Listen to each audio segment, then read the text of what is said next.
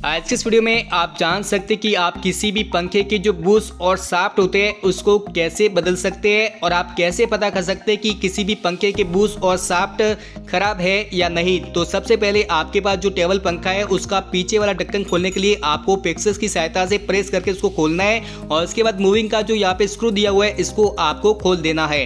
अब इसके बाद इस पंखे की जो आगे वाली जाली है उसको खोलने के लिए यहाँ पे जो स्क्रू दिया हुआ है इसको हमें थोड़ा सा लूज करना है और उसके बाद हम इसको इस प्रकार से निकाल सकते हैं। अब यहाँ पे आप देख सकते हैं कि ये पंखा जब बंद होता है तो आराम से घूमता है, परंतु जब मैं इसको स्विच में लगा के चालू करता तो यहाँ पे ये आवाज़ करता है, मतलब ऐसी आवाज़ आती है, परंतु ये जो पंखा है वो एकदम स्लो नहीं चलता। ये मैग्नेट्स के कारण चिपक जाता है क्योंकि इसके बुश और शाफ्ट गिर चुके हैं। तो अब इस पंखुड़ी को निकालने के लिए आपके पास इसके आगे आपको एक सपोर्ट मिलेगा, उसको आपको उल्टा घुमा के खोलना, उसके बाद आप पंख को निकाल सकते हैं। अब इसके बाद पीछे की जाली निकालने के लिए आपको उसको सीधा घुमाना है राउंड, जिससे कि इसके आटे खुल जाते हैं और उसके बाद आप इसको निकाल सकते हैं। और इसके बाद इस प्लास्टिक को निकालने के लिए यहाँ पे आपको 2 या 4 स्क्रू मिलते हैं, उनको खोलना है जिससे कि ये पूरी तरह निकल जाता है। अब इस शाफ्ट को आपको सही से साफ कर लेना है और उसके बाद पंखे के पीछे जो यहाँ पे वायर दिए हुए हैं इन वायर को आपको ध्यान में रख के खोल देना है। कौन सा वायर कहाँ पे है वो आपको ध्यान में रख के खोल देना है।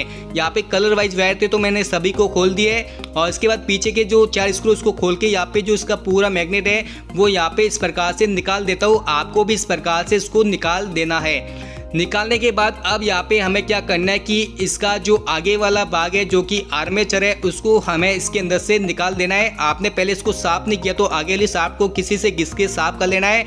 और इसके बाद यहाँ पे हमारा जो पीछे वाला भाग है उसको निकालने से पहले ये जो ऊपर वाला भाग है उसको निकालने के नीचे स्क्रू दिया हुआ है, इसकी खोल के हमें इसको निकाल देना है। तो इस बार को हम अलग कर लेते हैं। अब ये जो पीछे वाला भाग है इसके जो स्क्रू निकाल के हम इस मेन मोटर को अलग कर लेते हैं और इसके बाद हमें ये जो दोनों भाग है जिसके अंदर बूस्ट रहते हैं वो हमें यहाँ पे अलग से मिल जाता है। अब इसके अंदर से हमें सबसे पहले पता करना है कि बूस्ट खराब है या नहीं। तो यहाँ पे हमें इसको इस प्रकार से चेक करना होता है। दोनों को इसके अंदर लगा के यहाँ पे हमें हाथ से हिला के देखना है कि इसके अंदर चाल कितनी है। तो यहाँ पे ज़्यादा चाल है क्योंकि यहाँ पे बूस्ट और शाफ्ट दोनों गिर चुके, तो यहाँ पे मैं दोनों को चेंज करूँगा जिससे कि पंखे में शिकायत नहीं आती। तो आपको भी दोनों को ही चेंज करना है। तो आप चेंज करने के लिए इसको खोलने के लिए आपके पास कोई भी नुकीला इस प्रकार से औजार होना चाहिए।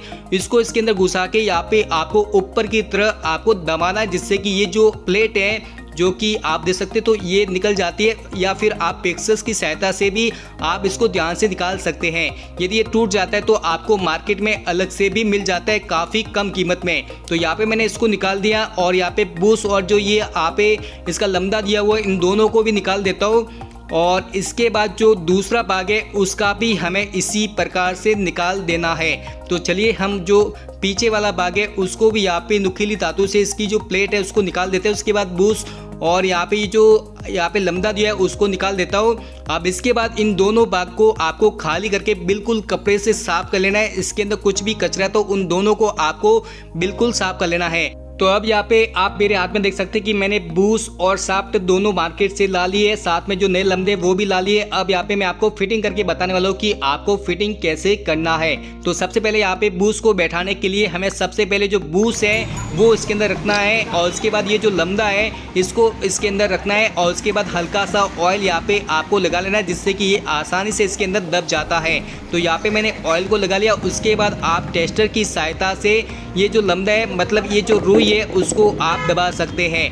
अब इसके बाद आपके पास जो इसकी प्लेट है यदि ये मुड़ चुकी है तो आप हथौड़ी की सहायता से आप इसको सीधा कर सकते हैं या फिर किसी भी प्रकार से आप इसको सीधा करना है पहले, फिर आपको इसको बैठाना है। तो यहाँ पे चलिए मैं इसको बैठा लेता हूँ। बैठाने के लिए हमारे पास कोई भी नुकीला पेचकस होना चाहिए जिससे कि हमें इसके जो किनारे हैं उस पर हमें किसी भी पकड़ या हथौड़ी की सहायता से ठोकना है जिससे कि ये यहाँ पे फिट हो जाता है। इसको फिट करने के लिए 2 व्यक्ति की जरूरत होती है। तो इसके लिए एक को क्या एक साइड से पकड़ना होता है तो दूसरा यहाँ पे जो किनारे उसको यहाँ पे किसी भी हथौड़ी की सहायता से मारता है जिससे कि ये यहाँ पे फिट हो जाता है। तो यहाँ पे आप देख सकते हैं कि ये अच्छी तरह फिट हो चुका है। यहाँ पे मैं आपको बता दूँ कि ये जो बूश है उसके अंदर सही से फिट होना चाहिए, लूज नहीं होना चाहिए। लूज होगा तो आपका पंखा चलने वाला नहीं है।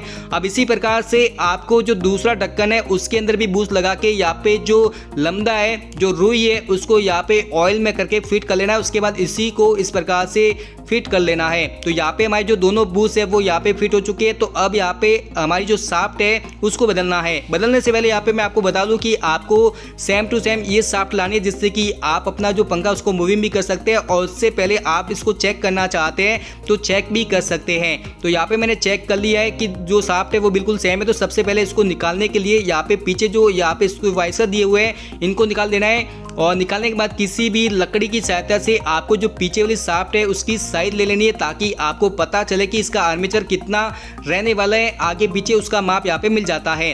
अब इसके बाद आपको इस शाफ्ट को निकालने के लिए किसी भी लोहे पर आपको इसको जोर से पटकना है, जिससे कि इसकी जो शाफ्ट है वो निकल जाती है। फिर आप दूसरी शाफ्ट है उसको फिट करने से लिए आपको सबसे पहले इसी माप की जो शाफ्ट है उसकी साइज लेके फिर आपको उसको फिट करना है। फिट करने से पहले यदि आपकी जो शाफ्ट है वो ज़्यादा टाइट है तो आप इसके जो किनारे इसके जो यहाँ पे खांचे दिए हुए हैं उसको आप किसी भी प्रकार से घिस सकते हैं। घिसने के बाद आपको लकड़ी का कोई भी आपको लेना है, उसके ऊपर आपको इस प्रकार से आपको प्रेस करके इस आर्मेचर को फिट कर लेना है। उसके बाद जो आपने लकड़ी का टुकड़ा मापा था उसी प्रकार से आपको उसको सेट कर लेना है।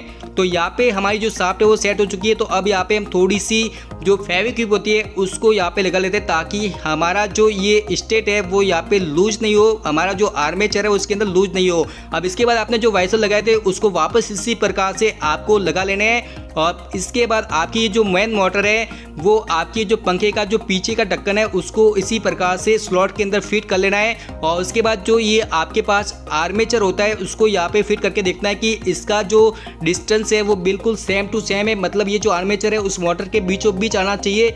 और उसके बाद यदि आपको वाइसर कम ज़्यादा लगे तो लगा सकते हैं। उसके बाद जो आगे वाला ढक्कन है उसको भी यहाँ पे फिट कर लेना है। और उसके बाद आपको हाथ से इसकी चाल देखनी है, चाल ज़्यादा है तो आप वाइसर को कम या ज़्यादा कर सकते हैं। तो यहाँ पे आप देख सकते हैं मैंने स्क्रू लगा लिया। उसके बाद मैं हाथ से चेक कर लेता हूँ कि इसके अंदर चाल कितने। तो यहाँ पे एक वाइसर जितनी चाल होनी चाहिए तब आपका जो पंखा है वो सही से घूमता है। और यहाँ पे आप देख सकते हैं कि एक वाइसर जितनी चाल है तो मेरा पंखा ओके। तो अब मैं चारों स्क्रू को यहाँ पे फिट कर लेता हूँ और फिर यहाँ से हाथ से घुमा के देख लेता हूँ कि ये सही घूमता है या नहीं। तो अभी ये सही घूम रहा है। तो अब मैं यहाँ पे इसका जो ऊपर की मेन मोटर है वो इस पंखे के अंदर फिट कर लेता हूँ। उसके बाद इस स्क्रू को कस लेता हूँ और कसने के बाद वापस हम इस प्रकार से सभी सामान को फिट कर लेते हैं। तो सभी को फिट कर लिया।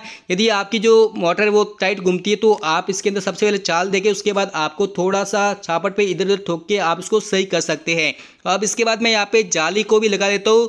और जाली को लगाने के बाद यहाँ पे हमारी जो वायरिंग है उसके जो वायर है उसको हमें कनेक्ट कर लेना है। उसके बाद हमें चेक करके देखना है कि हमारा जो पंखा है वो सही घूमता है या नहीं। तो यहाँ पे आप देख सकते हैं कि हमारा जो पंखा है वो सही घूम रहा है। यहाँ पे मैंने चेक कर लिया, साथ में यहाँ पे मूविंग भी हो रहा है। तो अब यहाँ पे इसके वायर इसके अंदर फिट कर लेता हूँ। अब इसके बाद जो पंखुड़ी है उसको फिट करने के लिए इसके जो पीछे आपको नॉक मिलती है उसको फिट करके यहाँ पे उल्टे आटे को सीधा घुमा के यहाँ पे इस पंखुड़ी को फिट कर लेना है। जब यहाँ पे आप फिट कर लेते हैं उसके बाद आपको जाली को फिट करने के सबसे पहले आपको इसको लगाना है। और इसके बाद आपको अपनी जो मेन जाली है उसको फिट कर लेना है। फिट आपको इसी प्रकार से करना है जिस प्रकार से मैंने किया, जिससे कि आसानी से फिट हो जाता है। और इसके बाद आपको पंखे का जो नीचे वाला बोल्ट है जो स्क्रू इसको फिट कर लेना है। उसके बाद आप अपने ढक्कन को इस प्रकार से लगा सकते हैं। तो यहाँ पे हमारा जो पंखा है उसकी कंप्लीट बुशिंग और शाफ्टिंग हो चुकी है। तो इस प्रकार से आप किसी भी पंखे के बुश और शाफ्ट चेंज कर सकते हैं। फिर आप अपने पंखे को चलाकर भी देख सकते हैं कि आपका जो पंखा है वो कैसे चलता है। तो इस प्रकार से आप किसी भी पंखे के जो बुश और शाफ्ट चेंज कर सकते हैं। तो यदि दोस्तों आपको ये वीडियो पसंद आए तो प्लीज़ इस वीडियो को लाइक करें, शेयर करें। इस प्रकार के और भी वीडियो देखने के लिए चैनल को सब्सक्राइब करना न भूलें। Thank you.